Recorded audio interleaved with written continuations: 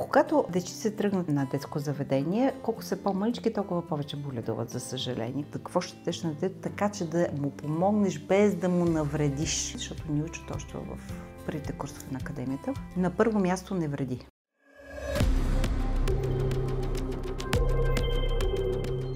Тъй като аз работя много с медицина на доказателство, което ще рече първо да се прегледа детето, да се вземе носен секрет за микробиология. Ако става въпрос за бактериални инфекции, най-честите причинители всъщност на инфекции в носа, това са Staphylococcus aureus. В над 80% от случаите се изолира Staphylococcus aureus или още златистия стафилокок. Много често децата биват изписани като вътреболнична инфекция с Staphylococcus aureus. Почти всички родилни отделения имат, който е огромен бич поради биофилма, който се дава върху носната лигавица, поради факта, че не може да бъде преборен. Когато детето няма температура, клинично здраве, кръвната картина е добра, не е необходимо да третираме с антибиотик през устата подобно състояние. Аз не съм почитател в никакъв случай на използването на антибиотици, особено безразборно такова. Когато става въпрос за големия бич, бактериалните биофилми, това е наистина нещо много трудно за лечение и за прекъсване на порочната верига. Това, което върши работа, е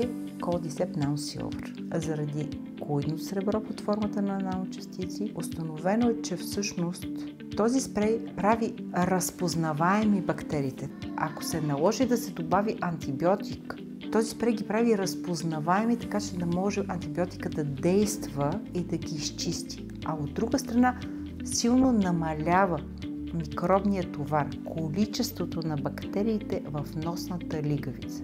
Codicep има също така противовирусно и противогъбично действие, така че той може да бъде използван не само когато има налична бактериална инфекция, а като средство за първи избор и при вирусна такава.